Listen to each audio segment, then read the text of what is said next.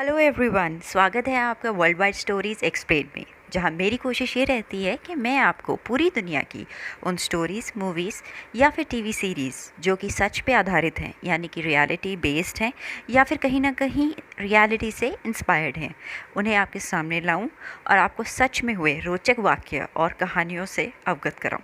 हमारे चैनल को सब्सक्राइब करके बेल आइकॉन प्रेस करना ना भूलें। तो आज की हमारी कहानी का नाम है अनऑर्थोडॉक्स। ये एक लिमिटेड सीरीज़ है जिसमें कुल 4 एपिसोड होंगी। ये सीरीज़ नेटफ्लिक्स पर मार्च 2020 में रिलीज़ हुई है, जिसकी IMDb रेटिंग है 8/10 एंड रॉटन टमेटोज़ पे it is 95% fresh and it is liked by 95% Google users. ये कहानी इंस्पायर्ड है डेबोरा फेल्डमैन द्वारा लिखी गई ऑटोबायोग्राफी से। आपकी जानकारी के लिए बता दूं कि ऑटोबायोग्राफी का मतलब होता है खुद ही की लाइफ पर लिखी गई एक किताब जो आपके जीवन में हुई सत्य घटनाओं को एक कहानी के रूप में जताती हैं। इन केस आप ये बुक पढ़ना चाहते हैं तो डिस्क्रिप्शन में इसका लिंक अवेलेबल है। अब आते हैं कहानी के नाम पर। अनऑर्थोडॉक्स शब्द का मतलब है रूढ़िवादी विरुद्ध। जो व्यक्ति अपने समाज की पिछड़ी मान्यताओं, रीति रिवाजों और अवधारणाओं के खिलाफ हो, उन पे सवाल खड़े करे और उन्हें मानने से इनकार करे, ऐसे व्यक्ति को अधिकतर अपने समाज में स्थान या इज्जत कम ही मिलती है। ऐसी ही ये कहानी है एक लड़की की और उसके रूढ़िवादी विचारों के खिलाफ संघर्ष की।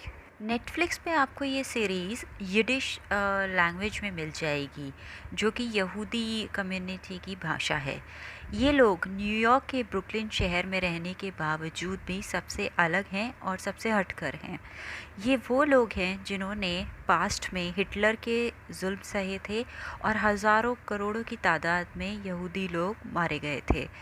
इनका मानना है कि जब भी इन्होंने दूसरे धर्मों के साथ जुड़ने, उठने बैठने या मिलने की कोशिश की है तो भगवान ने इन्हें उसकी सज़ा दी है। इसीलिए इनके लिए मुनासिब यही होगा कि ये अपने ही लोगों तक सीमित रहें। कहानी की शुरुआत में हम देखते हैं कि एक लड़की जो खिड़की से बाहर देख रही है वह कुछ सोचती है और थोड़ा सा सामान एक छोटे से थैले में पैक करती है। कुछ पैसे और एक स्वेटर लेकर घर से निकलती है, मगर नीचे उसे उसी की बिल्डिंग में रहने वाली बाकी यहूदी औरतें मिलती हैं जो अपने अपने बच्चों को लेकर खड़ी बातें कर रही थीं। उनमें से एक औरत उस लड़की को टोकती है और कहती है कि तुम बाहर नहीं जा सकती।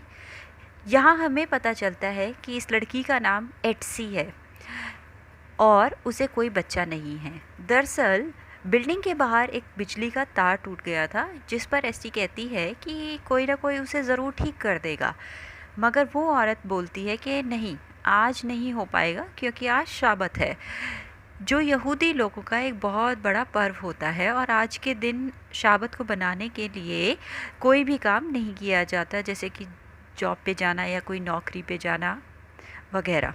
तो ये तार कल ही ठीक हो पाएगा और इस वजह से एसटी को वापस अपने घर जाना पड़ता है।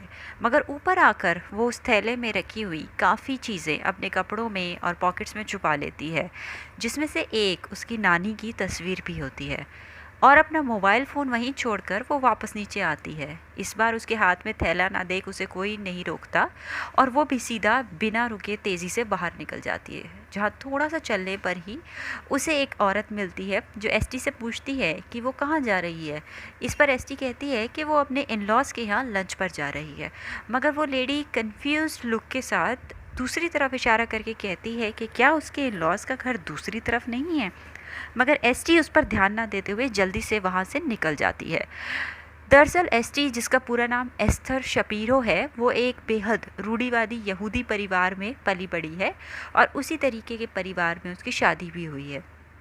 मगर वो अब इन सब से दूर जाने की कोशिश कर रही है, यानी कि एसटी अपनी अल्ट्रा ऑर्थोडॉक्स ज्यूइश कम्युनिटी और फैमिली से भाग रही होती है। अगले सीन में हम देखते हैं कि एसटी के इन लॉज़ के यहाँ दावत की तैयारी चल रही है और पूरी फैमिली एक साथ जमा है।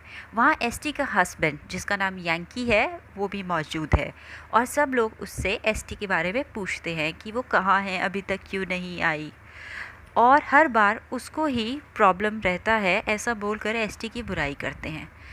ये सुनकर यांकी थोड़ा परेशान हो जाता है। वो एसटी को ढूंढने के लिए घर की तरफ निकलता है, जो कि थोड़ी ही दूरी पर होता है।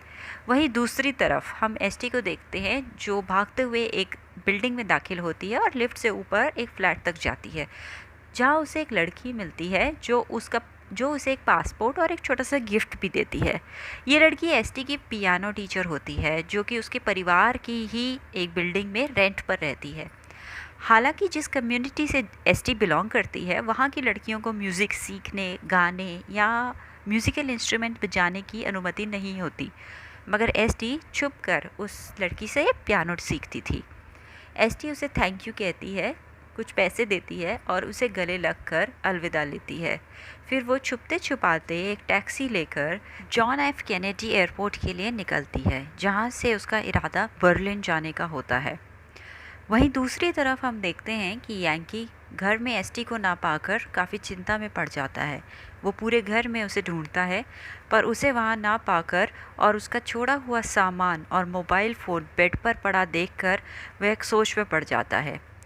फिर भी किसी उम्मीद में यांकी वहीं इंतज़ार करता है, पर जब एसर रात भर वापस नहीं आती, तब वो अपने पेरेंट्स के घर जाकर उन्हें ये बात बताता है कि शायद एसटी भाग गई है और उसे छोड़कर चली गई है, क्योंकि वो यहाँ बिल्कुल भी खुश नहीं थी। जिस पर उसकी मदर एसटी को बहुत बुरा भला कहती हैं और कहती हैं कि वो शुरू से ही एडजस्ट नहीं हो पाई थी। शादी को पूरा 1 साल हो चुका है, अभी तक उसे कोई बच्चा नहीं। यहाँ तक कि उसकी माँ भी उसे बचपन में ही छोड़कर चली गई और पिता भी बहुत अजीब थे। उन्हें ये रिश्ता लेना ही नहीं चाहिए था। सिचुएशन की गंभीरता को समझते हुए यांकी के पिता रबाई से मिलने की बात करते हैं। रबाई यहूदी धर्म के एक प्रीस्ट की तरह होते हैं, जो बड़े तजुर्बेकार होते हैं। इसीलिए यांकी के पिता उनसे सलाह मशवरा करने जाते हैं ताकि इस समस्या का सही निवारण किया जा सके। दूसरी तरफ हम देखते हैं कि एसटी बर्लिन एयरपोर्ट पर उतर चुकी है। वो खाली हाथ है, जैसे कि वो घर से निकली थी। फिर वो एक टैक्सी करती है और हम देख पाते हैं उसके चेहरे पर डर, खुशी, आज़ादी और तकलीफ़ के सभी इमोशंस एक साथ उमड़ पड़ते हैं और उसकी आंखें नम हो जाती हैं।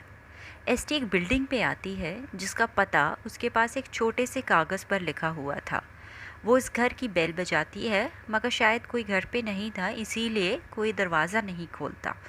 एसटी कुछ देर वही इंतज़ार करते हुए अपने पास्ट को याद करती है कि कैसे ठीक 1 साल पहले शाबत के ही दिन उसकी दादी माँ बहुत खुश होते हुए उसके लिए एक रिश्ता लाई थी, यानी कि यांकी के परिवार का रिश्ता।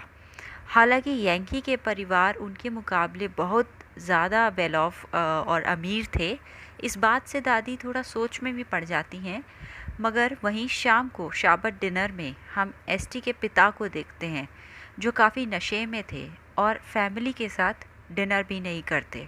उनका बिहेवियर एसटी की तरफ भी काफ़ी अलगाव भरा था। हम वापस प्रेजेंट में आते हैं, जहाँ एसटी एक बेंच पर बैठी हुई है और वो अपना गिफ्ट जो उसकी पियानो टीचर ने दिया था उसे ओपन करती है। उस गिफ्ट के अंदर एक कंपास होता है, जिससे आपको डायरेक्शंस पता चलती हैं। इस छोटे से लेकिन मीनिंगफुल गिफ्ट को पाकर एसटी की आंखों में खुशी की चमक आ जाती है।